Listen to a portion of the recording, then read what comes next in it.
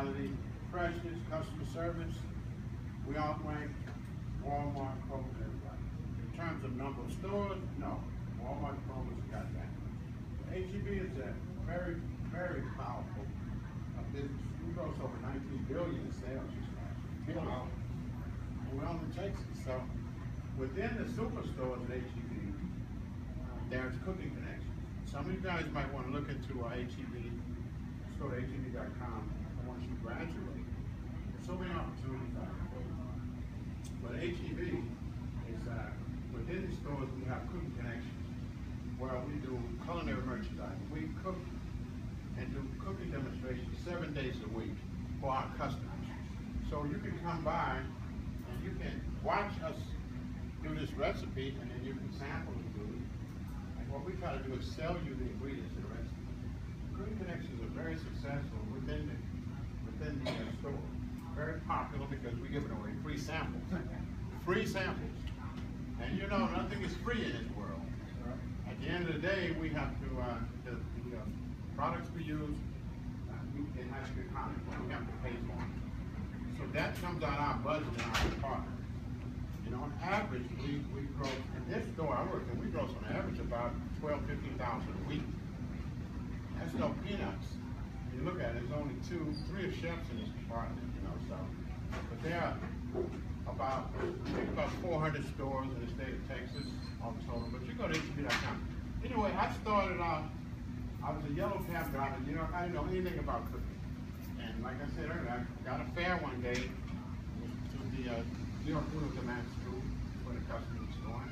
That's how I first found out about the school. There are literally dozens of culinary schools in New York, Manhattan. This particular school changed my life.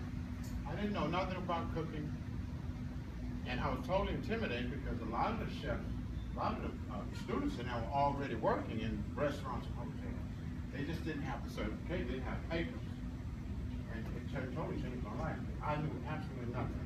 And I almost got discouraged because I was so intimidated by everybody, and then the chefs was always on me. I had to do this over again. But I stuck with it. One of the counselors talked to me and said, just stick with it. You'll be okay. And I stuck with it and I graduated. And you know, it's not going to be a cakewalk. The life of a chef it's not as glamorous as you might think. You know, you have to be committed to the craft, just like your instructors.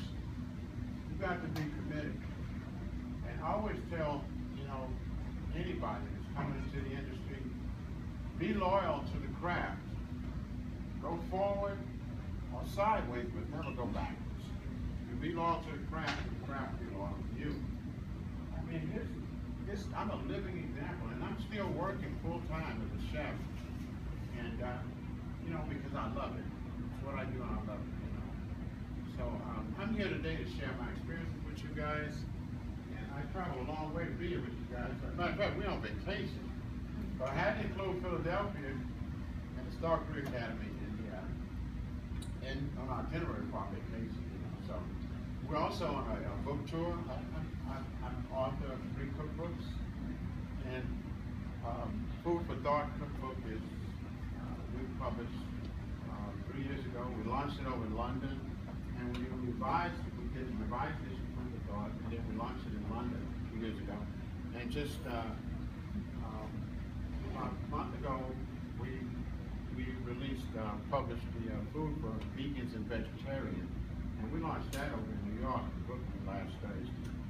From Brooklyn, we went to Jersey, New York, we went up to Montreal, and then we came back down to Philadelphia. We have another stop here in Philly at a bookstore from 3 to 6, or 3 to 7 today, and then we're going to go back to Manhattan, and then from there we're going to go back to Texas. So there's all types of possibilities, and you know, you have made the right decision, the right choice in your life. Because, you know, I was hacking around in Manhattan. I was driving a yellow cab Manhattan on the road to nowhere. And one day, God Almighty said, hey, listen, this is where you. It wasn't until I really found the culinary school that I found myself. I felt at home. I felt like I had family. And that's what my life turned around. This is serious business. There's so many opportunities out there. Restaurant, hotels, wherever you fit in, but you've got to find your niche. You have to find out where you want to be in the whole scheme of things. It's a massive industry. There's so many different aspects of it. The food service industry. So find your niche. Find out where you fit in. Whether it's sous chef, whether you want chef de cuisine, saucier, whatever the choice may be. You've got some of the best instructors in the business. These guys here know their business. I have the utmost respect for them because my instructors took the time and patience with me. And like I said, I was constantly, failing on my assignments and stuff, and it was kind of, but I stuck with it, and I'm still going to stick with it, and I'm not going to let up. I'm not anytime soon. I'm 65 years old.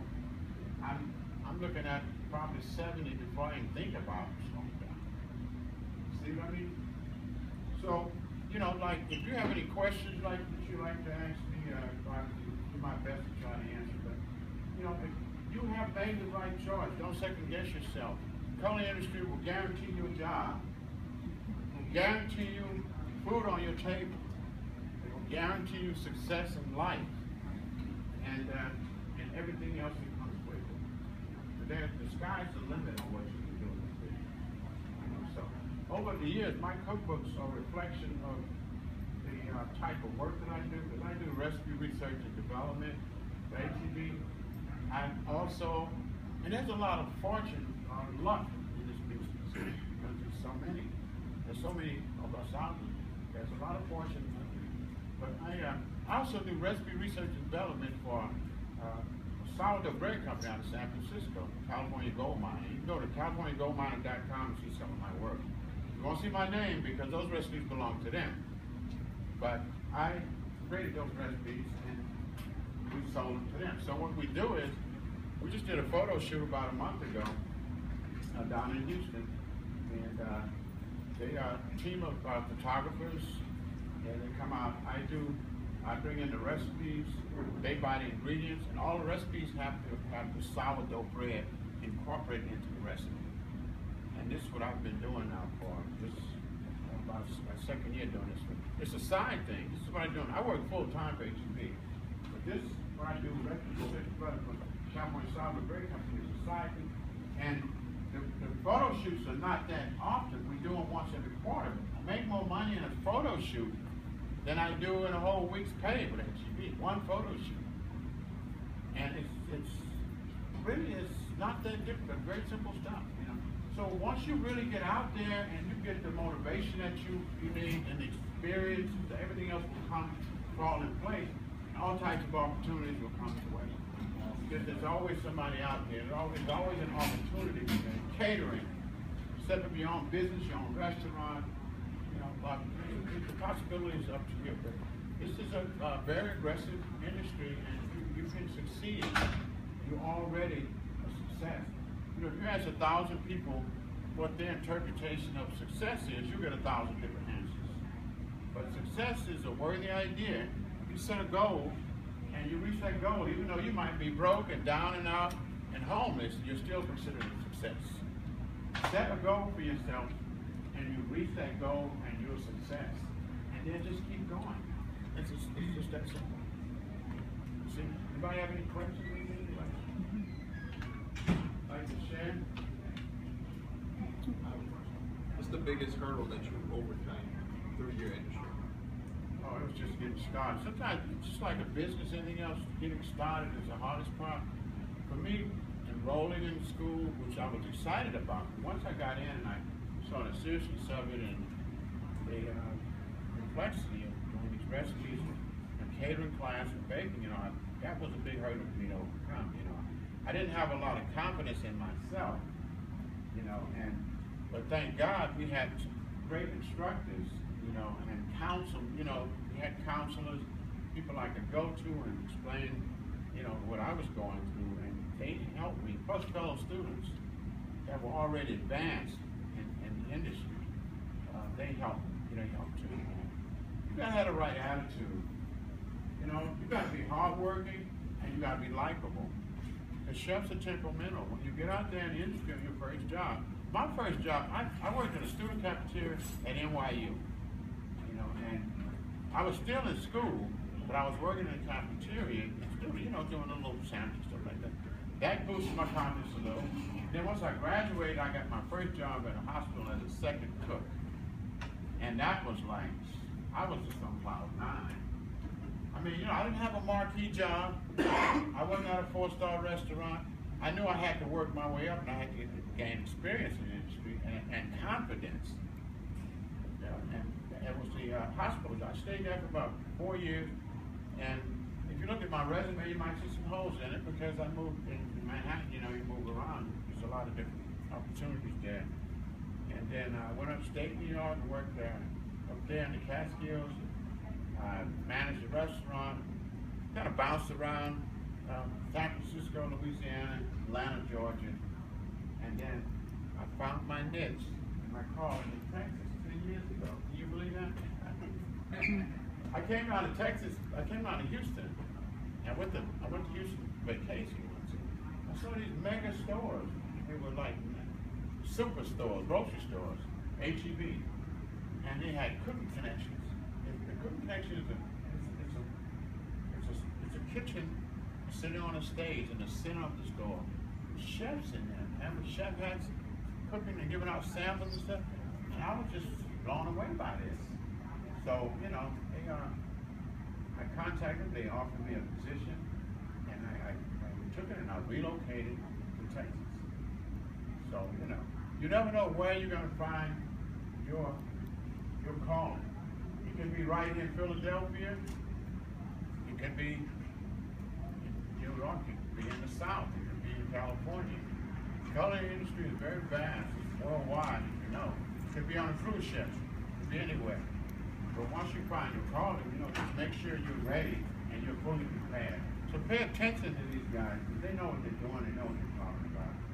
And, you know, I can't say enough about the instructors, because my instructors took the time out and patience to me. I didn't know anything about, I'm serious, I couldn't even boil water. I did not know anything about cooking, nothing. And I'm still not. You know, there's a lot of great chefs out there, master chefs. You know. So if you want to, you know, you want to be able to concentrate, get as much as you can out of this course for the hours that you're here. Be on time, try not to be late, and when you're here, take this profession serious. This is a craft, this is a skill that you're learning that will take you through your life. You'll always have a job. But this industry is not for the weak in heart. You've got to be, you know, you've got to have a strong fortitude. It's not for the lazy. You stand on your feet 6, 8 hours, 10 hours a day, 5, 6 days a week. And your last meal has to be just as good as the first one, or even better. So you have to really live up to that jacket. When you put this coat on, this chef coat on, you're going to be looked at as a chef. When you put that jacket on, you are actually a chef. You're not on the same level of an executive or instructor. You're going to be looked at like you're a chef, but you're supposed to know what you're doing and what you're talking about. So study hard, do your homework, make sure you do the mathematical parts of the culinary industry, because there's a lot of math in this. You know, and food production, you know, portion sizes, learn your utensils. 4 mother sauces, everything. Take it serious, be loyal to the craft, and the craft will be loyal to you. And it will take care of you and your family, and you can live a life beyond your dreams. You know, you may end up in a country club or a resort, or some exotic islands among resorts. You never know where it will take you. So don't be discouraged, you're in the right place. This is your time to shine. You know what I mean? It's your time. You know, and most of you are very young, you know, and that's longevity here. I mean, I've got my 27th year, and you know, I'm not slowing down either. I really love what I do.